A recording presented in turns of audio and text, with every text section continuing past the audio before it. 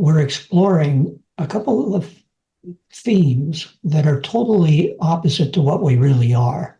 And one of them is separation, Yes. and the other is limitation. Yes. We are not separate, we are unified, but we're playing this game or have this illusion that we are separate. Mhm. And we're starting to wake up that really we're not.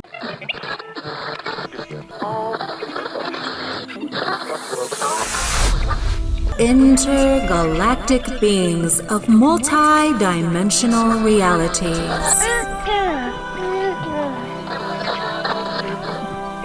Welcome to Channeling.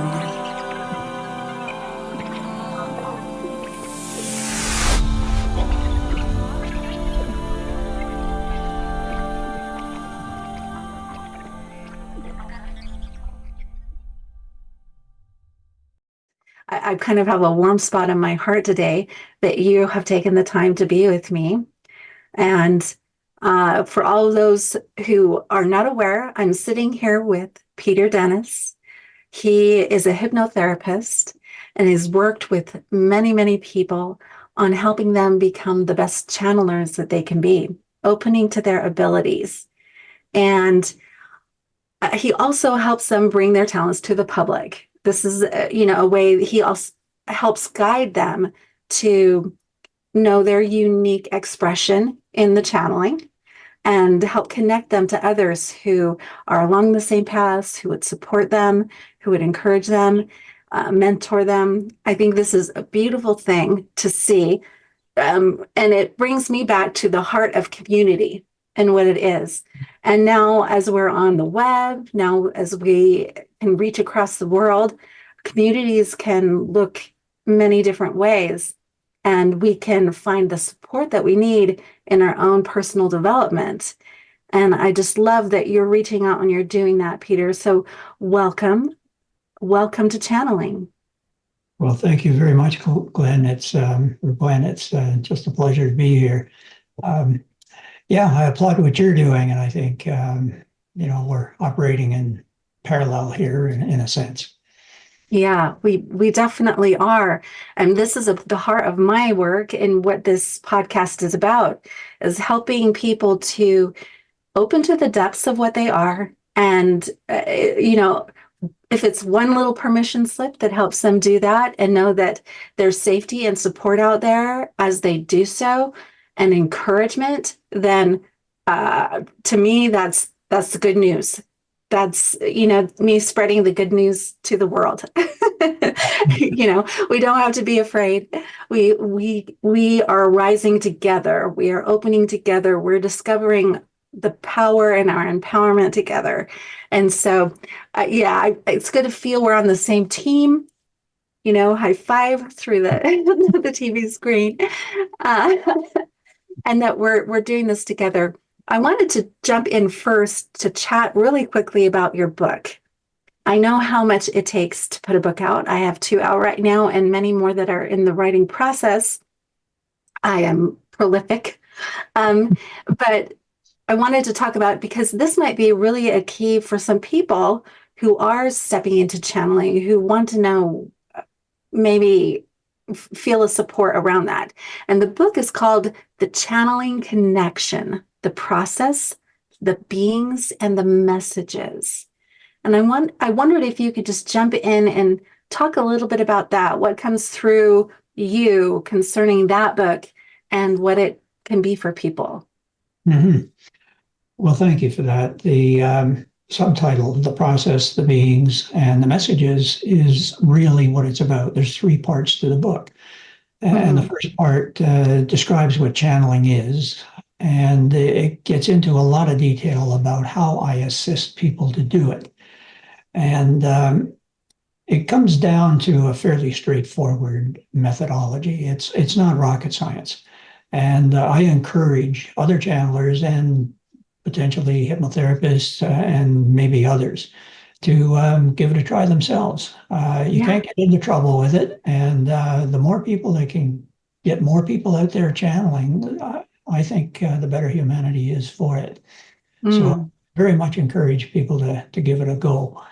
The second part of the book is the I guess the interviews I had with 20 different beings, the Pleiadians, the Arcturians, the Andromedans, and I asked them questions like, describe how tall you are, what you look like, are you bipedal, do you wear clothing, do you mate, things like that.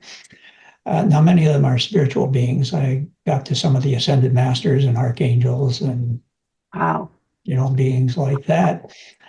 And after doing those 20, I thought, they're sending us some beautiful messages. They're uplifting, they're helpful, they're healing, they're empowering. So I picked what I thought were the top 10. And the third part of the book features those 10 messages. And I think we'll identify with them, enjoy them, and I hope be uplifted by them. Yeah. No, I'm sure they will. That's something that when I fully opened to, officially channeling, it kind of, I had to say, I'm officially doing this. When I opened those gates and that connection opened, the amount of love and presence that I felt was overwhelming. Yes. It was astounding. And it floored me. It was like, this is the most amazing gift I've experienced in life so far, besides being alive, and of course, we walk our path and we walk our stories and we're learning and we're developing in the ways we came to do, but being able to have that bravery of saying, yeah, I'm doing this open to the most amount of love I've ever felt was astounding. And I think that's a key for people to recognize if they're jumping into this channeling, that when they open, what is the sensation?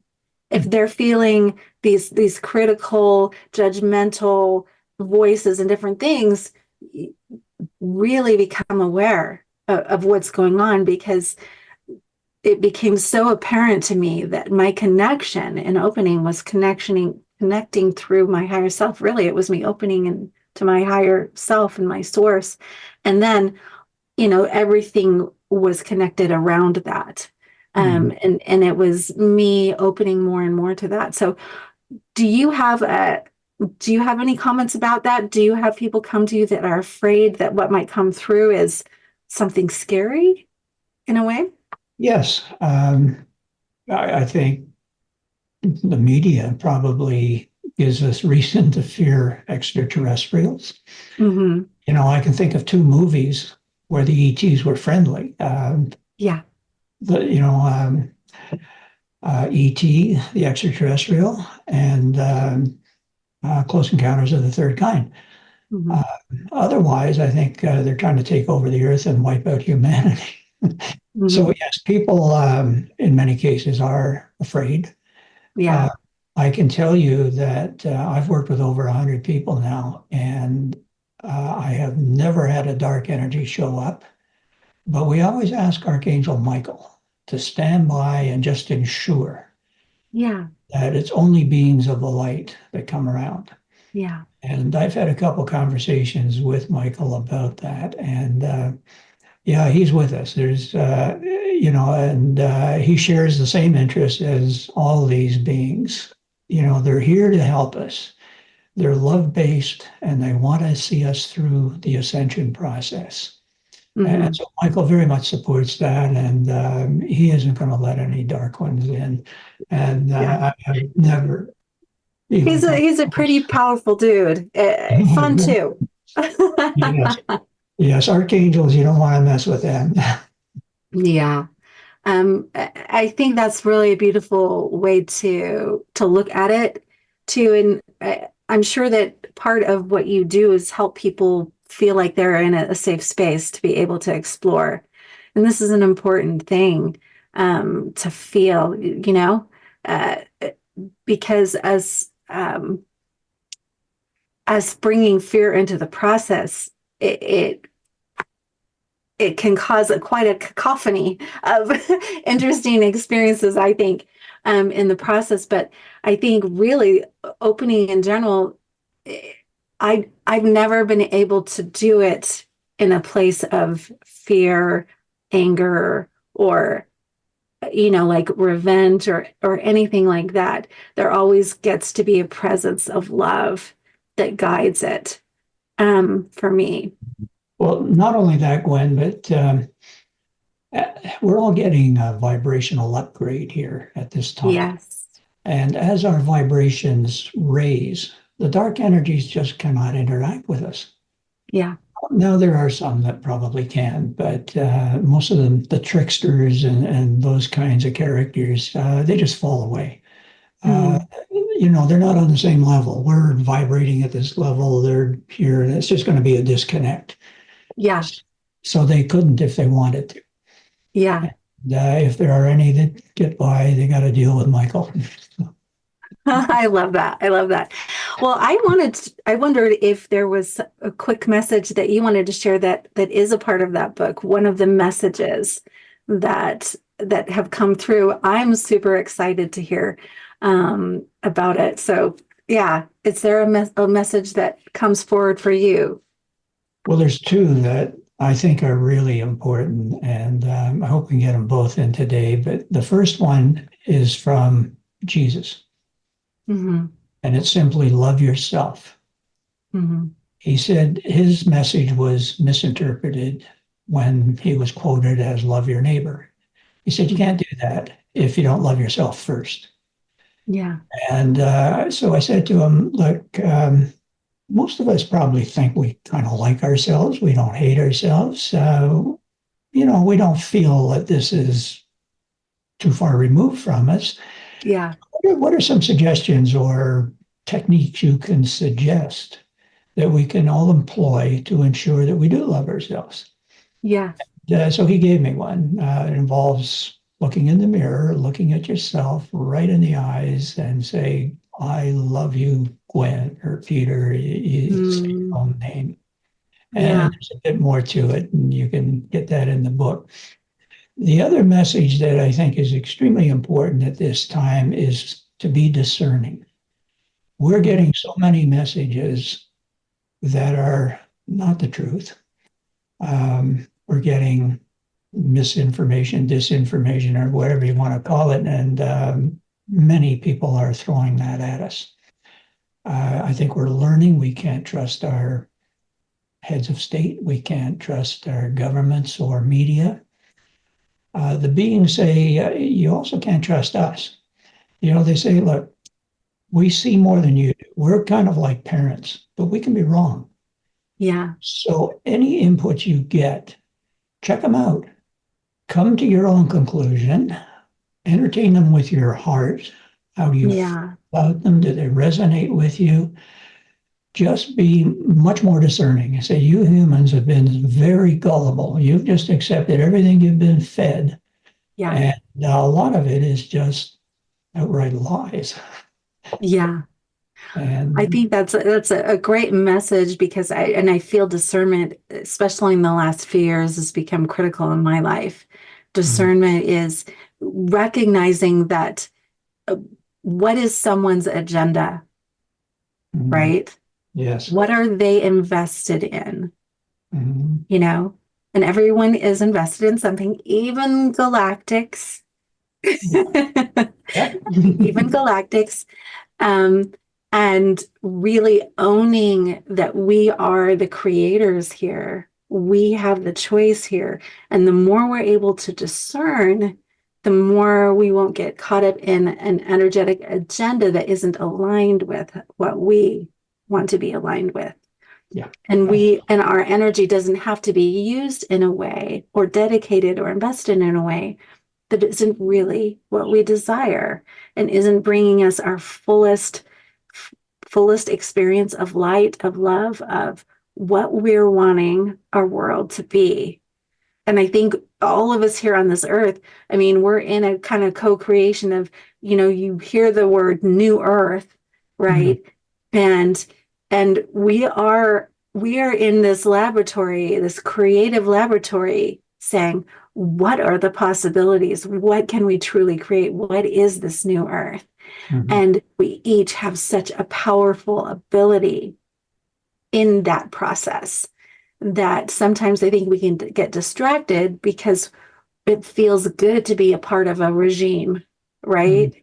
It feels good to be a part of some idea that you get caught up in, and us being able to discern is more and more, I think, a spiritual power. It's a high power. It's a high empowerment that we get to step into. So I love that message that just Mhm. came through there.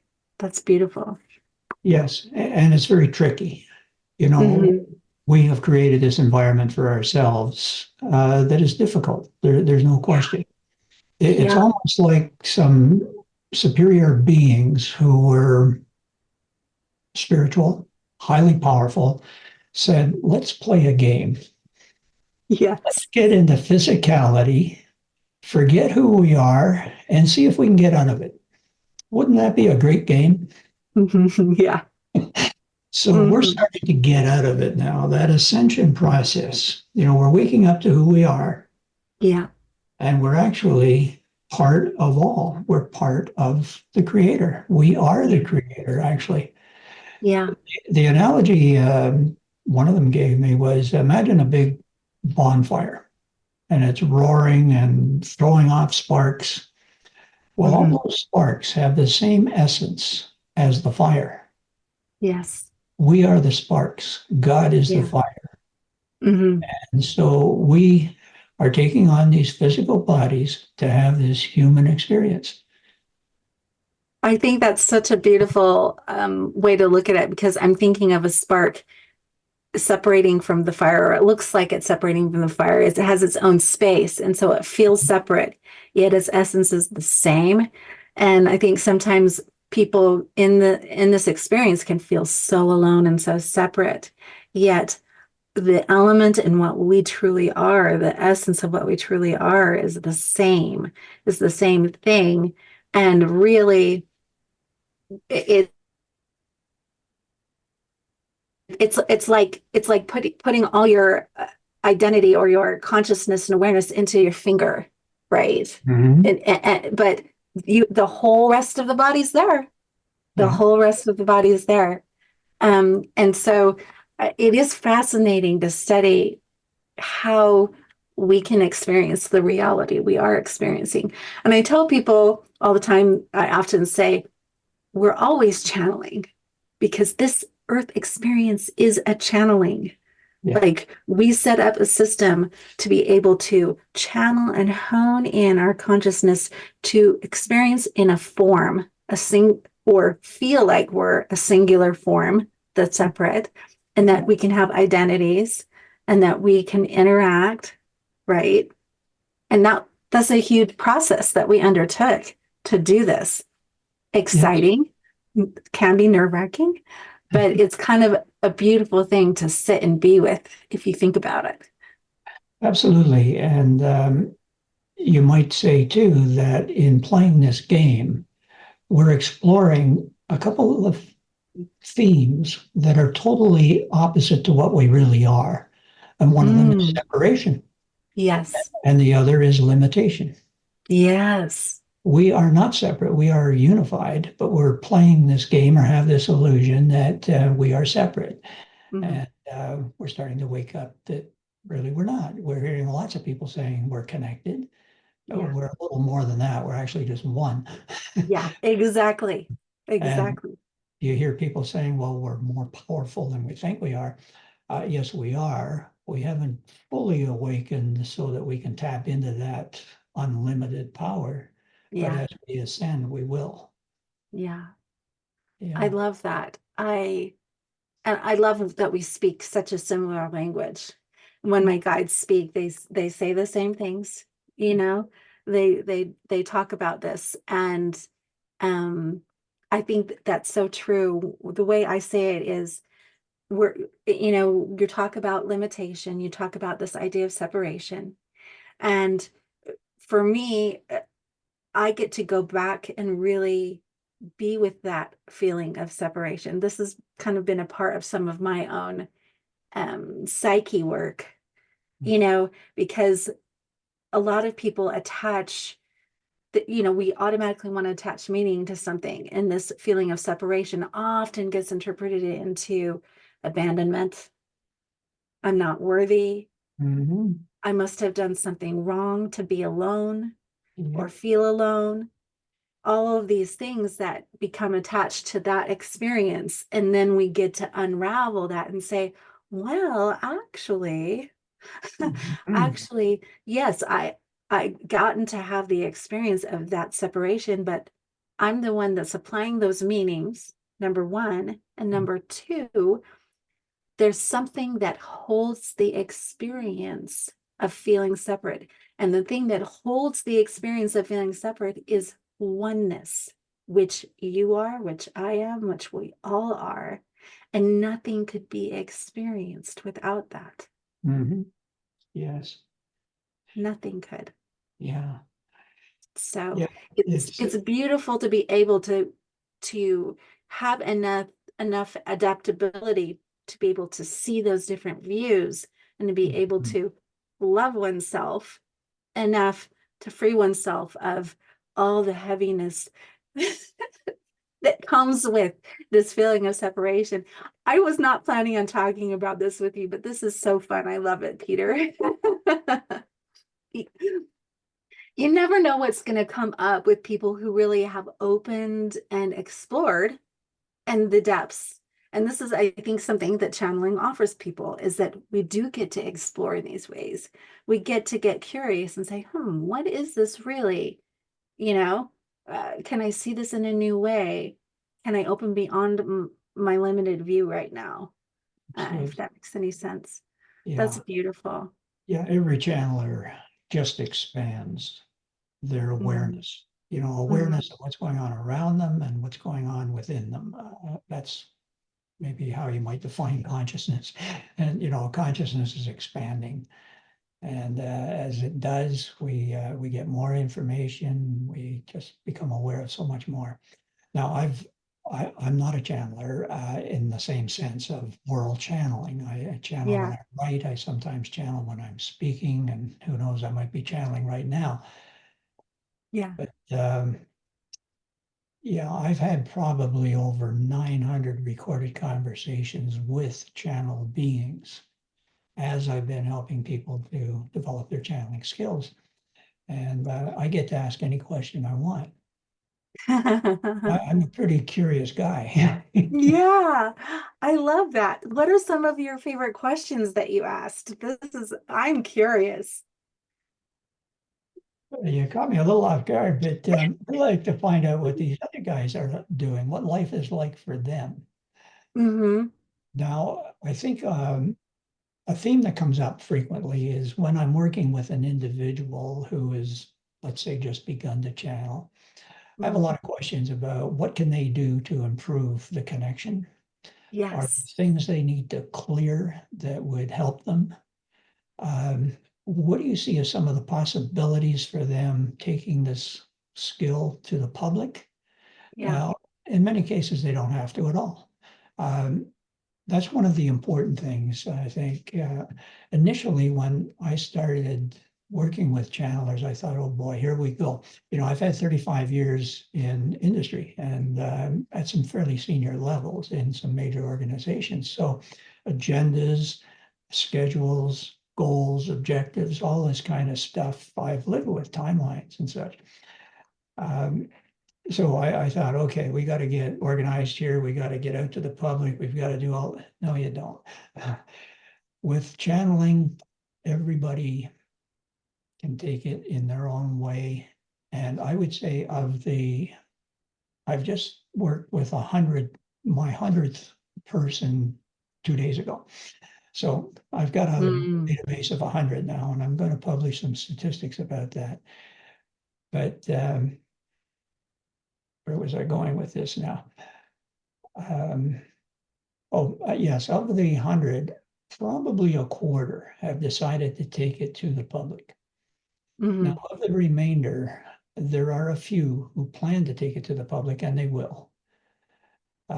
Some of them are caught in maybe corporate situations where they just don't want everybody knowing they're channeling. Yeah. And but at some point they may plan to retire or whatever, and let the world know.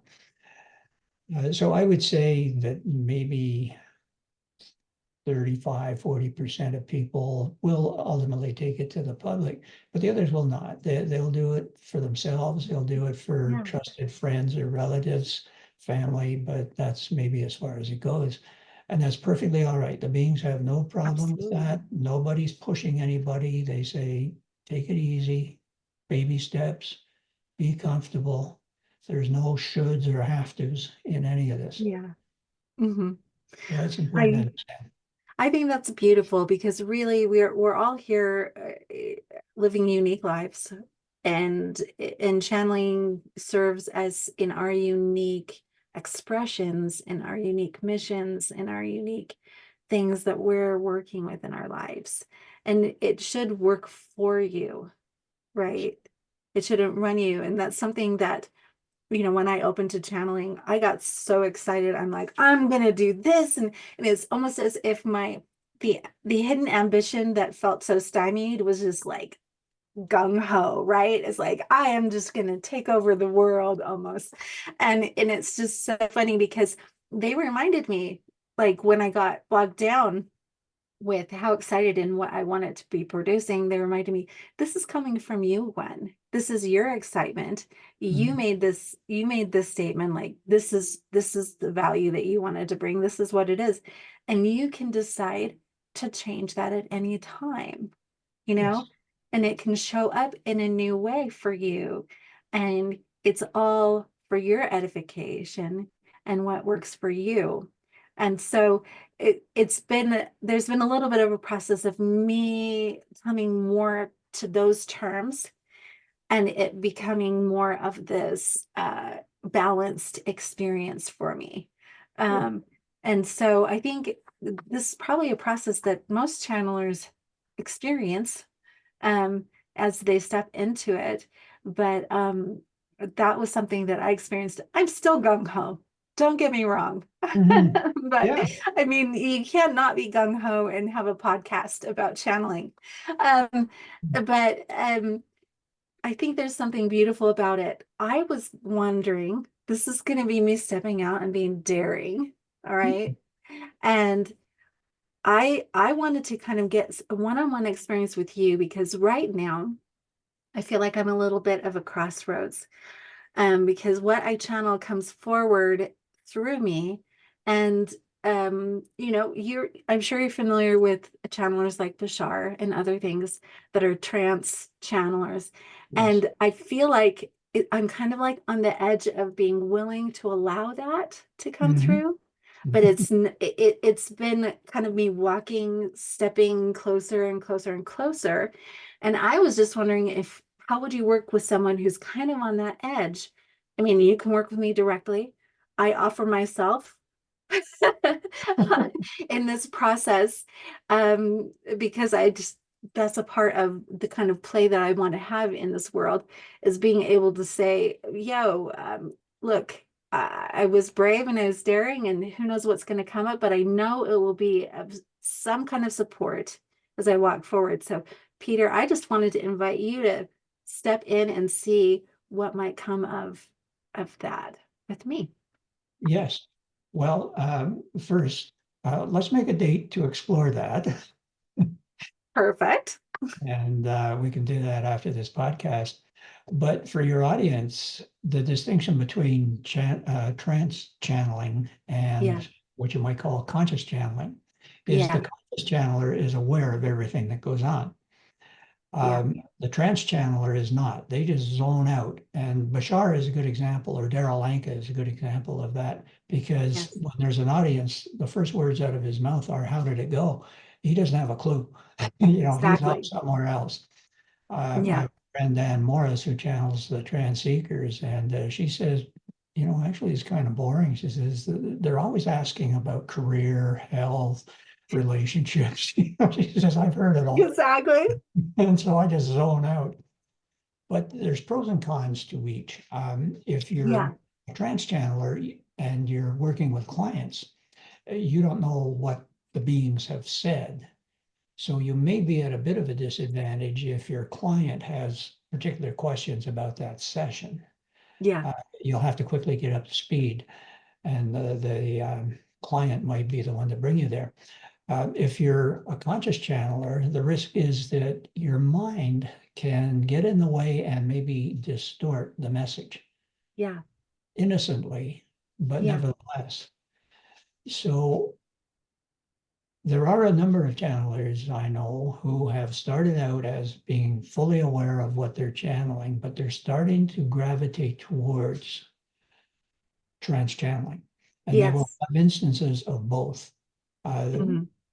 For a few minutes, they will be fully aware, and for a few minutes in the same session, they'll just have tuned out and they're gone. Mhm. So it might be construed as a bit of an evolutionary process moving Yeah. towards trance channeling. But I think there's lots of channelers who are fully aware and they don't distort the messages. They observe them. But Mhm. it's a little tricky because It is. unconsciously you might have a different opinion. Yeah, I think that's particularly one reason why I'm so interested in that trance channeling is because I do feel some of the boxes of Gwen, I guess you could say, and the limited even language of Gwen, me as Gwen. I love it when I talk about me in third person, but really there are moments when I feel a message trying to come in, and I know there it's an issue of me and my ability to translate, Mhm. right? Yeah. And I'm like, I'm trying to find the words. I'm trying to, and sometimes that's okay. Sometimes it takes a bit. Mhm. It's almost like digesting a new kind of food. You're like, what is the taste of this? Like, Mhm. what is this? How can I describe it? What is, like it's a new food. It's a new, or almost even a new sense. It's like how bringing that in. And I describe it in that way a lot of times especially when it's kind of a new entity or a new kind of entity that I'm dealing with. It's like I'm getting a taste and I'm tasting into the energy and trying to figure out how it can be translatable, Mhm. in Yes. words. They are limited by your vocabulary, and Yeah, sometimes they're trying to get across a concept that we have no vocabulary for. I one yeah, time asked a friend who I would say is kind of a fifth, sixth level or dimension of consciousness being. yeah, He's human right now. And I said, "What's it like there in the fifth and sixth dimension?" And he says, "Peter, there's no language for it." He says, "I can't describe it." He says, "It's like you trying to teach an ant how to program a computer. yeah, You can't do it." yeah. So, Sometimes that is, gosh, okay, I'm breathing that one in because it's true. you know it, it, some of these messages, even at the purest and most beautiful intent, sometimes really what the transmission is energetic, is of love, is it's an energy, it's really almost the sensation of just simply opening us to a greater conscience, awareness, intelligence, mhm, right? And so really sometimes we just get to set the mind aside. This is helping me, by the way. Sometimes, you get to set the mind aside per se, and the need and the desire to grasp, right? Even though it wants to translate it through, and just simply allow the flow. And really the true meaning is in the intelligence itself, the consciousness itself. It's not necessarily the words, even though the words are, they say the words, it began with the word, but the word is beyond what what our ears as humans hear, I think. yeah.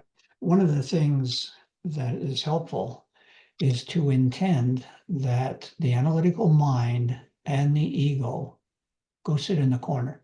Just be the Mm-hmm. Mm-hmm. because the ego has a number of traps for us humans. It's a false identity. It fills the gap when we play separation, Yes. because we've lost our identity of unity. We don't know we're the creator. So tada, in comes the ego and says, I'm your identity. Well, it's not, it's false, but it has a number of traps because its job is to keep us in the third dimension until we've pretty well learned all the lessons and we're ready to graduate. Mm-hmm. So the need to understand everything, the, Mm-hmm. the need to be right, the focus on what's going on outside of us rather than inside of us, the Yeah. focus on what's wrong as opposed to what's right. The focus on the past and the future as opposed to now. The ego does all that stuff. And in the Yeah. channeling process, yes, if your analytical mind is in there trying to make sense of the message that's coming through, and the ego's in the way, trying to understand it, trying to be right, and all this kind of stuff, Yeah. it's going to Oh, mess it up.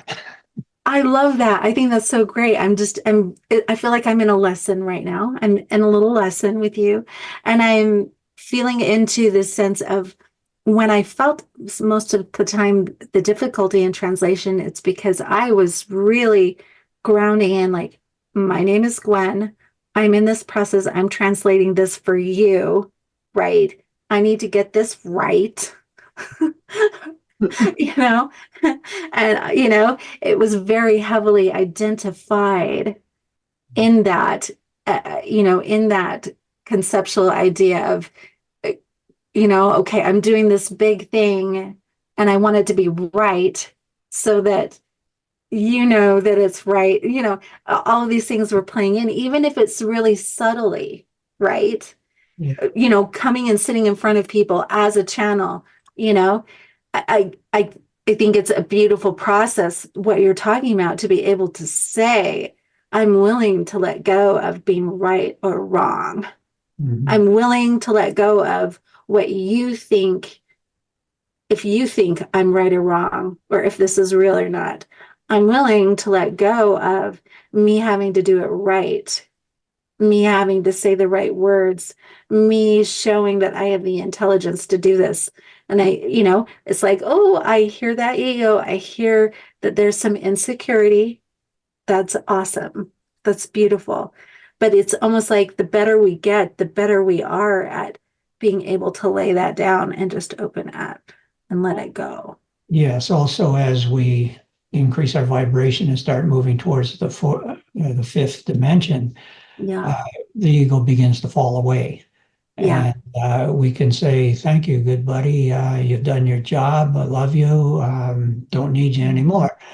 Yeah. Uh, but when you're channeling, sometimes it's helpful to just say, ego, everybody's safe here. Don't worry. Just go sit in the couch over in the corner there and be the observer. That's so And great. some people find right away that intention is very helpful. I love that. I love that. I'm hearing that really beautifully, and suddenly it's clicking for me. You know, I'm just like, okay, I see that. I feel that. Um, that's exciting. Um, We're still going to make a date, Gwen. date. We're gonna make a date. That's so exciting. I'm excited to kind of experience a little bit of what you do with your students, with who you help and who you assist in opening and channeling.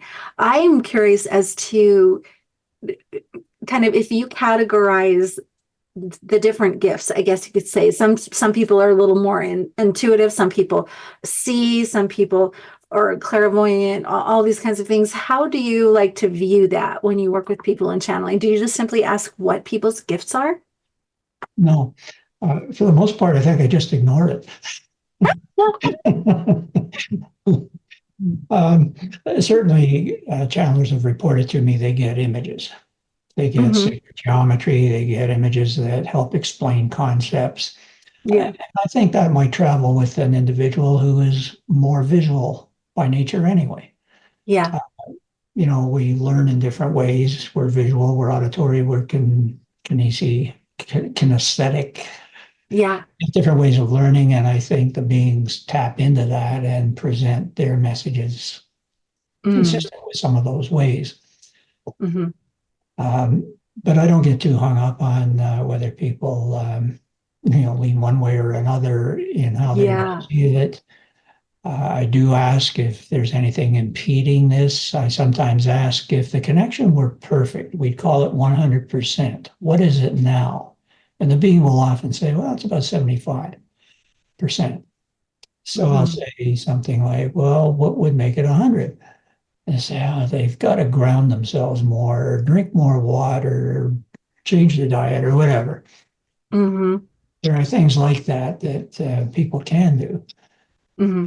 Um, yeah, diet, exercise. They want healthy humans to work with, and I think most of the channelers are, or they pretty much all are. Yeah. I can cite one or two who were not particularly healthy when they started, and they are now. Yeah. I love that. I think that's a really beautiful way to look at it because those labels can actually distract people from what the real message is and what the real purpose is, those different categories.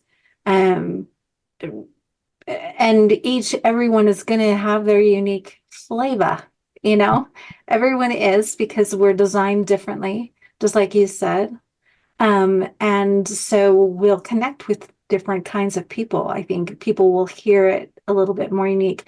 I love what you talked about was, what would help make the connection stronger. And you brought up water because that's one of the key components for me is actually Mhm. water. So I always have water near me or Cheers. right. Cheers. Because, because it literally is it literally is a way for a connective force. It is a way, it's a rejuvenation. It's a way that connection, that the bond is like this, for Yeah. me. Well, everything has consciousness, even Yeah. though our science hasn't determined that in all cases, but it does because everything is part of the one, the creator. And water seems to have been subjected to a number of experiments. I forget the doctor's name, but from Japan, who did all the photography Yes. of the crystals, and it reacts to human thought. It's highly conscious. So you can, love your water and send that vibration to it, and it'll return the favor back to you. Um, but water is important for many things. I mean, we're what, 93% or whatever the percentage is water. And Yeah. it's important to have good water as well. It is. It's something that's always been I've really connected with and realized and recognized that that's an important factor for me. Um, I'm kind of connecting with my guides right now and feeling into where we're going. Mhm. I feel like there's a message, there's something else that you get to share about what you do and how you assist people. And it maybe have to do with, let's see, ah, it's how you connect people and your newsletter and other things. Interesting. Okay. You mean how I attract people? Yeah. So I want you for me, I think there's an essence around this that my guides are bringing forward that you do a newsletter, right? And a blog, is that right? I do a newsletter, and I don't really have a blog so much as I have a channel called Spreaker for podcasts, but they're Mhm. really just the audio recordings that the channels have agreed to that I can publish there, the same as my YouTube channel. So messages are getting out that way. I've written 4 books on sort of metaphysical things. That's Mhm. another way. I'm invited to talk occasionally and love doing that when I can. Mhm. I did a little analysis of how people come to me, Oh, and excellent. Mm-hmm. Yeah, I'm going to put that out in my next newsletter and get it out to all the channelers. But the number one way is referral. People who have worked with me refer others. Mm-hmm. And that's about something like 38%. Mm-hmm. The next is internet searches. I have a website and people find me that way, and that's about 27%. Mm-hmm. 11%, I think, is my own network of people I know, maybe former hypnosis clients, people I've worked with, that kind of thing. And I think next is interviews with people like you. Mm-hmm. Mm-hmm. So There's a it's few like other your ones. little fingers spreading out there, these interviews. Yeah, yeah. Well, they're fun, first of all, and no, they do seem to get around. It's interesting too that when COVID came along, I had worked with 16 people at that point, but they had all come to my home. And Mm-hmm. so it was in person that I hypnotized them. And suddenly COVID was upon us. We were locked down, and I turned to Zoom. And lo and behold, I could hypnotize people over Zoom, which I didn't really think I could, but it worked Yeah. out really well. I never missed. It works very well. But now I've got, I think, 56% of the 100 are from Canada, something like 35 are from the US. Mm-hmm. And then there's two from Australia, one from Slovenia, two from Croatia, one from Germany, France, Mexico. That's maybe it, but really spread around the world and all Mm-hmm. as a gift from COVID. Interesting. You know, I just was speaking with someone else the other day about the blessings of COVID, Mm, and actually how it served many of us to be able to go deep within ourselves mhm. and kind of discover things that maybe we weren't paying attention to Well, a before. big one, a very big one, is going to be released or revealed pretty soon. It already is, but mainstream media won't publish it, of course. But it's going to teach us to be discerning Yeah. because we've been lied to by our governments, by our medical authorities, and our media Hmm. about COVID, about the vaccines. Hmm. Turns out the seasonal flu is worse than COVID as far as the mortality rate is concerned. And these Hmm. vaccines are proving scientifically, very scientifically, to be unsafe and dangerous. And Yeah. there's a long list of, from death to other things that are showing up in a lot of research. And I think through this year and next year, a lot of that is going to be made aware to the public. And humanity is going to be shocked by this, but it's going to shock us into becoming discerning.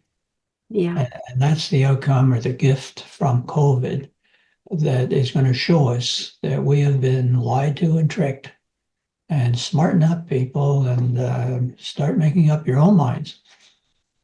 Yeah. I think whew, I'm just taking that in and feeling into that. And I think as humanity, with discernment in the word discernment itself, it doesn't come from a space of retribution or, an unbalanced, you Mm, know, I'm going to react, whatever, because that's actually the way we've been manipulated is mm, through that emotional, kind of immature, I'm going to, that's wrong. And blah.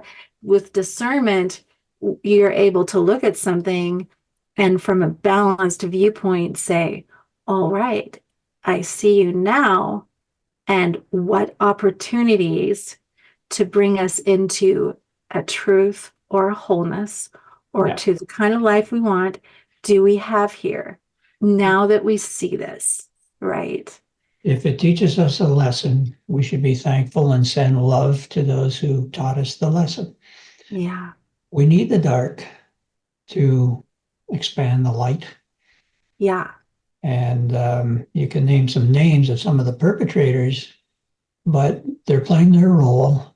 yeah. They're helping us wake up, get out of 3D. We're graduating from grade 3 now. We're going to grade 4 and on to grade 5. And, It's so interesting that, I've seen a lot of people, I'm being astounded at our conversation. This is so fun.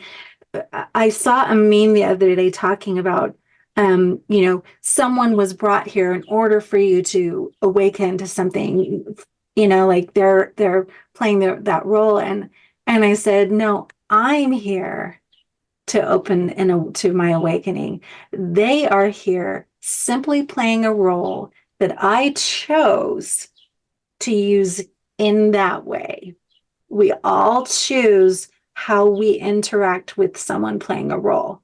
We all choose, but we are the ones that are opening. We are the ones that are saying, I choose this to be invested in my awakening. yes. Right. Mm-hmm. Right. And so we can say that, but yeah, for me, I was just like, no, it's all here. We've got to bring it back here. So That's the high vibrational way of looking at it. yeah, The folks who have yet to wake up are probably going to be angry and, vindictive and really upset about it. We have to help them too, yeah, and help them try to see it just the way you described it, that indeed this is awkward, but it's for our benefit, and we should be grateful for it and send absolutely. love and move on. Yeah. There's going to be more. There's going to be disruptions. One of my channelers was channeling the dragons, and Love that. they've got some great things to say. But one of them was, when you see some of the upset that's going on in the world, yes, you can be compassionate, go out of your way and help out if you can, send them love, but don't get caught up in the emotionality of the sadness and all that kind of stuff.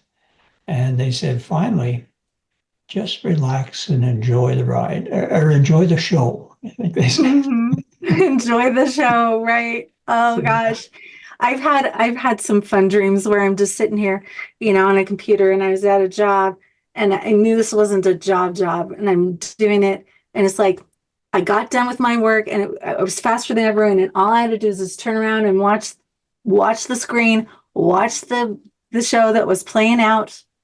That's all that there was left to do was just enjoy the funny things, that we had planned out to have happen. And I think that's really, really fun. And being an apprentice to a shaman and having different experiences, I remember at the end of a ceremony, basically all he did was look at me. He said, we want you to have fun, Gwen. Yeah, enjoy life. Yes. We just hope you enjoy life. The beings are saying, we're here to learn, we're here to experience, we're here to play. Yeah. And we've forgotten to play.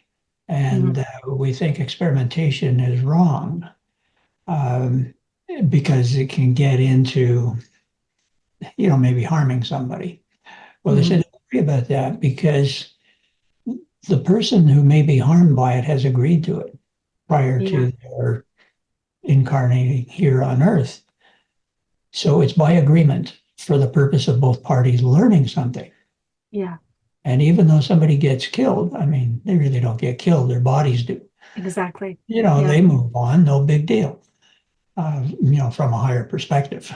From here in 3D, horror, somebody got killed. But no, it's been agreed to, it's been for a purpose, and move on, and learn from it.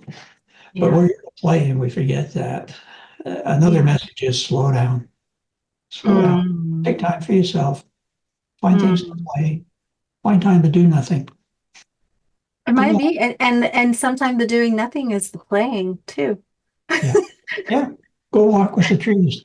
Go talk to the trees. I talk with the trees. Anyways, I love this because we're getting into really the part of the theme of what I what I kind of broadcast to the world is the playful nature. Everything I do is under kind of an idea of soul play, and really being able to just jump in, open to the depths of us, see what comes up, see what's appearing. What is this? What kind of adventure are we on? What kind of adventure can we be on? How do we, what are the shifts? What are our abilities now? What's ready to bloom in your life right now? All of these different things that that we can look at and we can explore. So I love that we're talking about this. And while we're in this chat, I will make sure that there's a link down, wherever this is being played, for people to just jump in and have a free little soul play experience. It might be a reboot. Some of my reboots that are coming out are it's called Out of This World. You're getting to be a cowboy that transports yourself to the moon, or you're going to an intergalactic restaurant, or you're meeting your alien counterpart. Like some of these amazing things that help us to step into the essence of play in our lives. And so I'll make sure to offer that to people, whoever's listening. And I'm going to also make sure that people get the links to you and what you're doing. I feel like there's something else you get to share before we take off. Because I think I could introduce you to my broader network. And there may be individuals there who you would like to meet and channel with or whatever. But there's some fantastic people there. Oh, I'm sure that my guides are really bringing that up to me. There's a group connection. There's a connection and a power that when people are aware of each other and supporting each other, that's about part of play is, you need to have, it's always nice to have more than one person. Yeah. 1 + 1 is more than 2. Yes, it is. Always. Yeah. That's beautiful. So I think that's one key thing that I'm learning. I'm getting connected to different communities where people are opening into their abilities. And I think maybe that's a part of the message here is that if you are stretching out and you're opening this to yourself, community is important. Yes. And feeling the support of someone who's actually stretching like you are, who's actually willing to step into this and understand maybe some of the fears, maybe some of the challenges, or can identify some of the gifts that you don't see, or some of the ways that you connect that you don't see, or can offer support, encouragement when they say, oh, God, you went 10 minutes that time. That was awesome. Mm-hmm. So that's an important part of what we're doing here is being a community that's supportive of each other.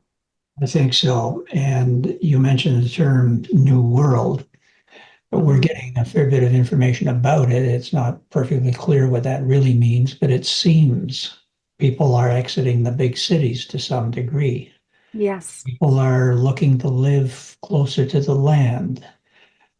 I think there may be communities emerging where people using technologies become pretty independent and can live off the grid and grow their own food and take care of each other. The ways we used to live. We may be going back to that to some degree. And so in that sense, community is very important as well. Yeah, it is. It is. And now that we have technology, and now really too, as we enter into a higher consciousness, or we open to our higher consciousness, we'll experience communities in a broader sense. We'll experience them in a new way. Yeah. And I think that's so beautiful. I welcome in the new sense of community. Like I think that's beautiful and yummy. Wait a beautiful. I'm excited. I'm feeling an entrance into something, an opening to a channeling. And this is going to be unique for me because what I'm feeling is different. I'm actually feeling the Andromeda connection, which is not often that I feel that. And so I'm going to simply take 3 deep breaths, and I'm going to do a channeling here just really quickly, see what comes through, and we'll just check in.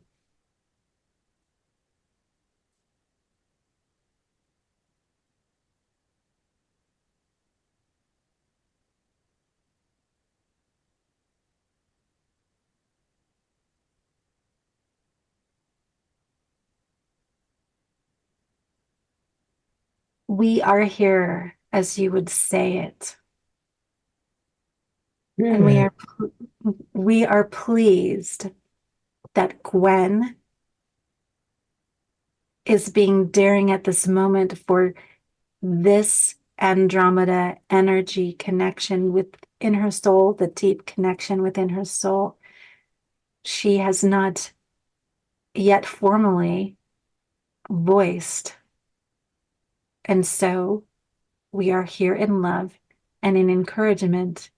And we see that as she does speak, she is pulled more into the essence of the truth of what she is. We say this word enjoy, aho, because this is a word that Gwen has adopted in a humorous but in a tender way of deep acknowledgement of brother, sister, and relation, for we all are relation as we identify as different entities on earth or anywhere. Identification gives us an opportunity to honor ourselves, not only in our uniqueness, but in our oneness, to honor the sensitivity and sensibility of the infinite expression. The infinite expression is what is occurring at all times. The infinite expression is a gift of love, of self-love. This is the ultimate way we can look at what self-love is. We will allow for Gwen to understand this. She is closing off slightly because her mind wants to conceptually grasp a hold of this truth. She wants to find a way she can express it to people so that they may enter too. But we invite her, as in everyone, to simply be in the energy and the experience of this expression, this variety of expression that is deep and rich.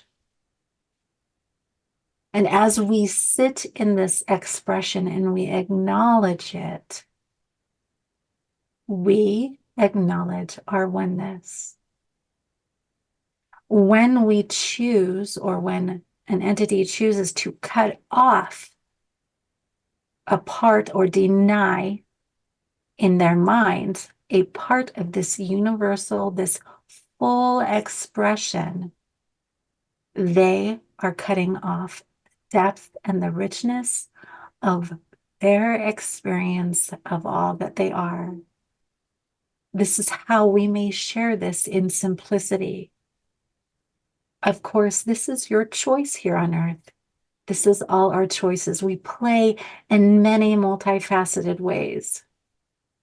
But we are here to bring honor to this point for those of you who are listening. You and the idea that you need to shut off or deny anything of its oneness, of its consciousness, of its light, is you cutting off the experience of your own depth and the strength of your love and oneness. Of course, in the end, none are lost. This is simply a game that we play. But and the message today is to invite in that feeling, that sensation of this depth, of this variety, and the sense of being brothers and sisters, of people even free from that identity of male or female, of what color they are, whatever identity, but they may sit and know their uniqueness and know that we are here together. This frees one from the play of feeling safe or unsafe as we are with each other together. We then are able to let go of all of the programs that we produced in order to feel safe, in order to get the things that we want. From this space, all is met in love. All is given and received or experiences the fullness of what they are. We leave this with you in gentleness and generosity, in a sense of generosity. For there are many of you here who are trying to tap into this idea of abundance within themselves. And we declare unto you that this is the truth of abundance. We all are, we are whole. And as we acknowledge and we decide to not cut off what we think should not be, and as we invite and open up, then true abundance is simply what is. And we invite you to feel that. We leave this with you in love. We acknowledge all who are here.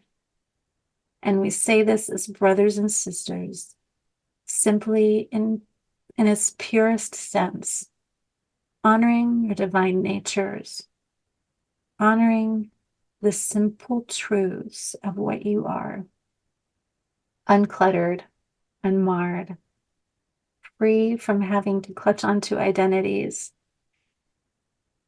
and simply taking a deep breath in acknowledgement. We leave you now in sacred unity, and we invite you all to open again. We are of the Andromeda, and we leave you in peace. Aho. Well, Andromedans, thank you. Thank you for that message. It's, on the one hand, a fairly simple message, but on the other, it's well worth reviewing a few times because there are many aspects to it. So thank you and many blessings to you. Yeah. Thank you for Gwen, you being here came with back me. really quickly. I think they left, but they've been listening in anyways, and they What was that? What was that? Well, you came back very quickly, and I thought they would have perhaps still been sort of through you, and I could acknowledge and thank them for what they just delivered. However, they're still listening in anyway. They are. So And I still feel that connection in a certain essence. But yeah, so it's lovely. I love, it's been a while since that was here, that energy. So that was really, really cool. And I feel like it came in because of your presence specifically. So it's absolutely really, really cool to feel what comes in, because this was a fun thing. Oh. Absolutely. These guys reside in another galaxy. They're not in the Milky Way, and they're pretty evolved. There's a chapter on them in the book. And, it's funny, when you write a book, you quickly forget what you wrote. And I get them all mixed up anyway. I know the Palladians are the tall, thin guys that look like the characters in Avatar, the movie, because that was inspired by the Palladians. So those sort of 8-foot, slender, athletic characters, very much like the Palladians who are in bodies. many Pleiadians are no longer using bodies, but Yeah. No, I that's exciting. I'm excited to read your books and to get into some of those details, because the more I reach out, I do want to feel more into the distinctions and that kind of a thing. And I do have connection through Palladians. I do, and different things. And so it's fun to be able to, yeah, just to have other confirmations, be put a few other pieces, because when I'm in presence with them, I don't ask those practical questions. Mhm. You know, Yeah. I'm more about, my God, what is this essence? And and what is it? What is it inviting to open in me? And then, of course, afterwards, I'm like, well, I didn't really, I really wasn't in the thought of, well, how tall are you? Or what is it, what is it like to be on your planet? Or, what is the essence of you? Do you have a full body? So those things aren't quite as in the forefront of my mind, when Mhm. I'm in the middle of channeling. So, Yeah. yeah. Well, the Andromedans are pretty similar to humans. They've gone through a lot of what we have a long time Hmm. ago. The Andromedans, the Arcturians, and the Pleiadians, and the Syrians, Yeah. and there is the Lyrans, perhaps too. Yeah. They may be among the first ETs to show up. And it's not going to be too much longer. Humanity basically is still too fearful and not able to get along with each other, let alone, somebody who's 8 feet tall and blue. Yeah. But they're coming, and actually, many of them are among us already. They're just in Yeah. human bodies. Yeah. No, I believe it. To me, it's an absolute truth. So it's just it's kind of fun, Mm. to, yeah. I'm like, okay, that's not what it's fun to be a part of a group that I feel so at home with knowing, like, there isn't this earth separate and then they're here, this is not how it is. It's not how it works. We are all one family. We're all together. And we're just opening up to our awareness of our connection and allowing it to become stronger and stronger as we ascend, Mhm. and it's a Yeah. part of that ascension process. And so to me, it's like what I said, it's part of the family, it's a part of the family. If they live next door, you'd have them over for a barbecue or something. Barbecue. They're very Invite friendly. me if one of them invites you to a barbecue. Say, Gwen, I'm having a barbecue. Yeah. Well, I'm looking forward to getting into their spaceships. Yeah, Some of the channelers do that energetically, when yeah. And I they're do that energetically. Yeah, yeah, yeah. they're It's really taken fun. up there, and they are all itching to get up there physically. And I'm telling them, well, come by here and take me along with you. You're ready, huh? That's great. If you go to my website, Kate Woodley is on my channelers page, and she channels Commander Ashtar. Uh-huh. And he's the Palladian who's also an ascended master, and he heads up the fleet, basically. Yeah. And we've had a chat or two with him, Kate and I. And, I think he'll be very much in the forefront of the landings or, showing up. That's cool. Okay. Exciting. We're getting the inside scoop here, everyone. I love that. That's exciting. Well, that's someone that I can check out. And I think just this is really perfect. I literally feel when I work with someone, I feel the closing and I'm feeling the closing occur. And I just want to thank you, Peter, for being with me here today and offer out to anyone who's out there who wants to explore these things, but would like someone to help guide them through Yeah. that in a way where your mind isn't interfering so much, that Peter is here for you. And he's helped guide a lot of people through this. He has a warm, loving energy.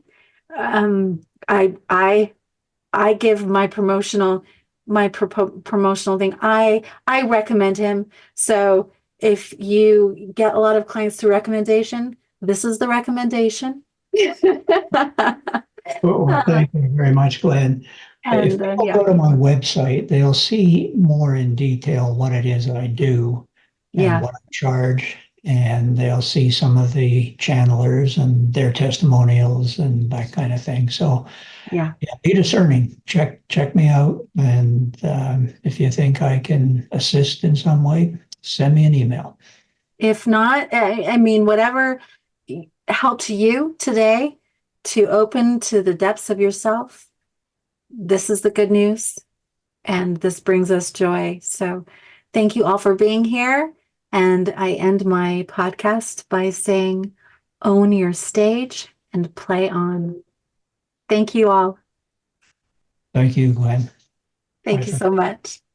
Click the link below to receive your very own free soul play meditation, reboot, or soul song. Thank you for joining us on this episode of Welcome to Channeling. Till the next episode, own your stage and play on.